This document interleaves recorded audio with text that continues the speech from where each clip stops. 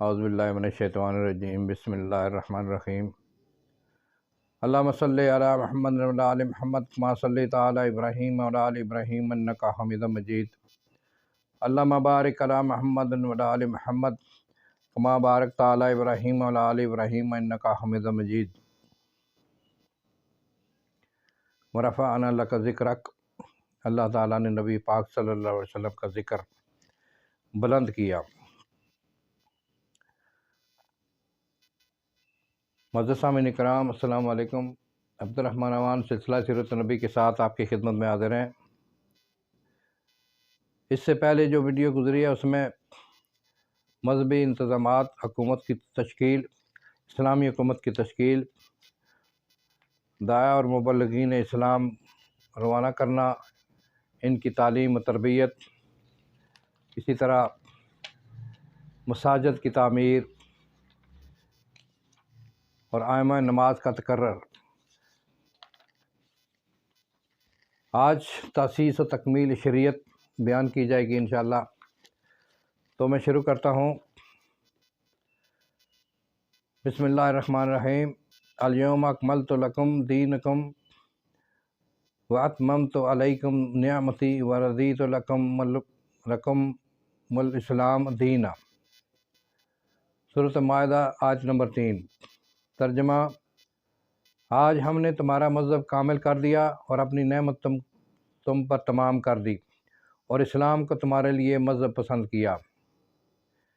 یہ تمام انتظام اور نظم و نسق اسلام کا حقیقی نصب العین نہ تھا، بلکہ جیسا کہ بتفصیل اوپر بیان کیا جا چکا ہے، یہ اس لیے تھا کہ ملک میں امن و امان پیدا ہو اور ایک منظم اور باقاعدہ حکومت کا وجود ہو تاکہ مسلمان بے روک و ٹوک اور بلا مزاحمت اپنے مذہبی فرائض انجام دے سکیں۔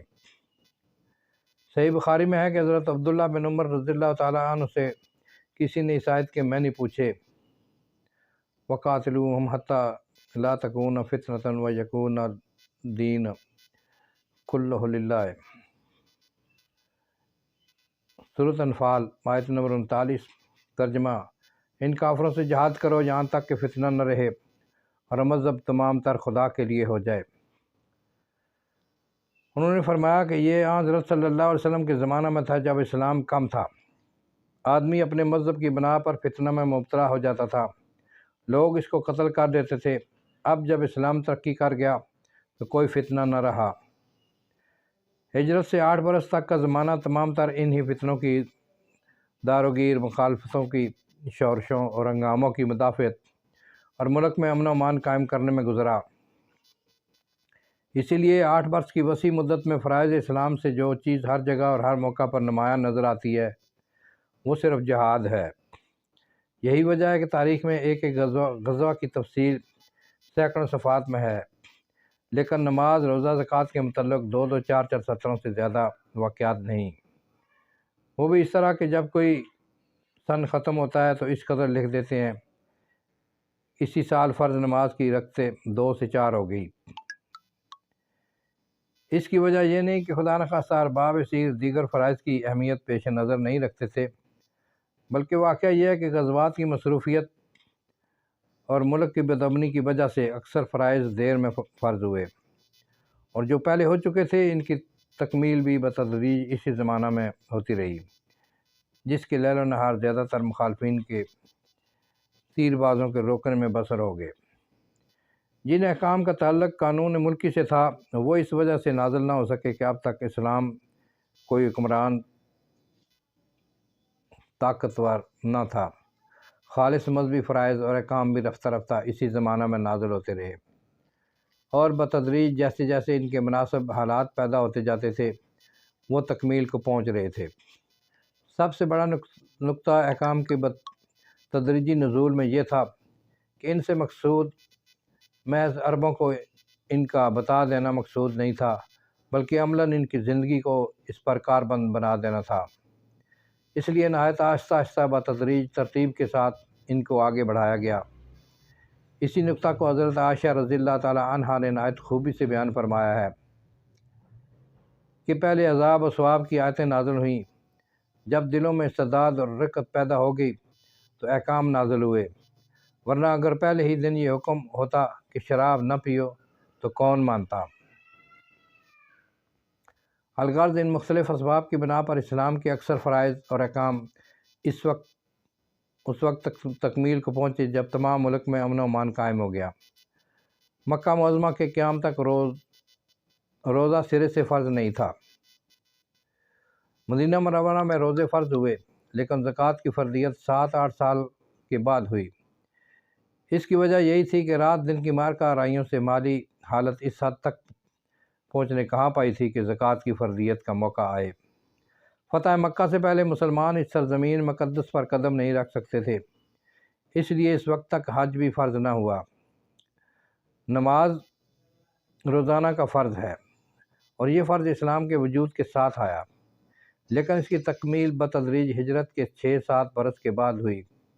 سن 5 ہجری تک نماز میں بات چیت کرنا جائز تھا، اور کوئی باہر کا آدمی سلام کرتا تو نمازی عین نماز میں جواب دیتے تھے، جیسا کہ ابو داؤد وغیرہ میں متعدد روایتیں مذکور ہیں۔ غرض فتح مکہ کے بعد جب کفر کا زور ٹوٹ گیا اور تمام ملک میں امن و امان قائم ہو گیا تو مذہبی احکام کی تفصیل اور نظام شریعت کی تکمیل کا موقع آیا۔ احکام بہت سے ایسے تھے جو سرے سے ابھی شروع ہی نہیں ہوئے تھے، مثلا زکوٰۃ، حج، حرمت ربا وغیرہ بہت سے ایسے تھے کہ ابتدائی ارکان قائم ہو گئے تھے لیکن تکمیل نہیں ہوئی تھی۔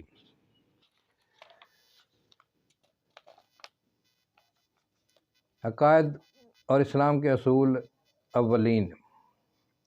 اسلام کے اصول اولین عقائد ہیں، یعنی توحید، رسالت، ملائکہ، قیامت، حشر و نشر وغیرہ پر ایمان لانا۔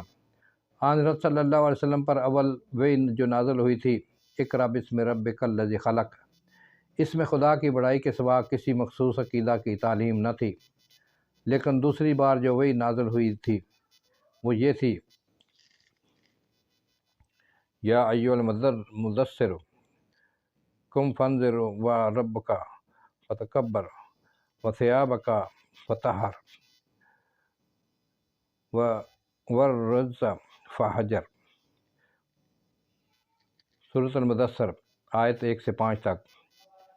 ترجمہ: اے چادر اوڑھنے والے، اٹھ، لوگوں کو ڈرا، اپنے پروردگار کی بڑائی کر اور اپنے کپڑوں کو پاک رکھ اور بتوں کو چھوڑ دے۔ اس کے بعد مکہ معظمہ کے قیام کے زمانہ میں جس قدر آیتیں نازل ہوئیں وہ بیشتر عقائد کے متعلق تھی، شرک اور بت پرستی کی برائی، خدا کی عظمت و جلال کا اظہار، قیامت کے ہولناک سما اور جنت اور دوزخ کا پراثر بیان، رسالت کے خواص اور اس کی ضرورت کے دلائل۔ مکہ میں 13 برس تک زیادہ تر یہی مطالب ادا ہوتے رہے۔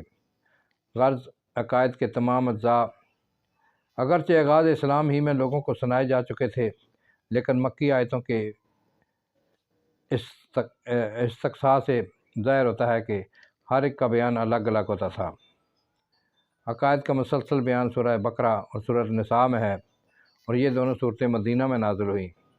مکی صورتوں میں زیادہ تر زور توحید، قیامت کے اعتقاد اور رسول کی صداقت پر صرف ہوا ہے، لیکن مدینہ میں آ کر اسلام کے تمام عقائد اور اصول اولین کی مجموعی تعلیم شروع ہو جاتی ہے۔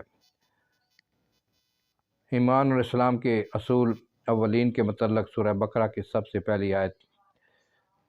ترجمہ: جو بن دیکھے ایمان لاتے ہیں، نماز کھڑی کرتے ہیں، ہم نے جو روزی دی ہے اس سے خرچ کرتے ہیں، اور جو ان باتوں پر ایمان رکھتے ہیں جو اے محمد صلی اللہ علیہ وسلم تجھ پر اتاری گئی اور تجھ سے پہلے نازل ہوئی، اور ان کو آخرت پر بھی یقین ہے۔ تو آج کی ویڈیو میں یہیں پر ختم کرتا ہوں۔ السلام علیکم ورحمۃ اللہ وبرکاتہ۔ کتنے منٹ کی ہوگی؟